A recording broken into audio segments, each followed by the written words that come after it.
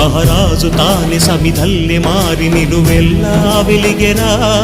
భోగాన్ని విడిచి త్యాగాన్ని వలచి తాపసిగా నిలిచెరా.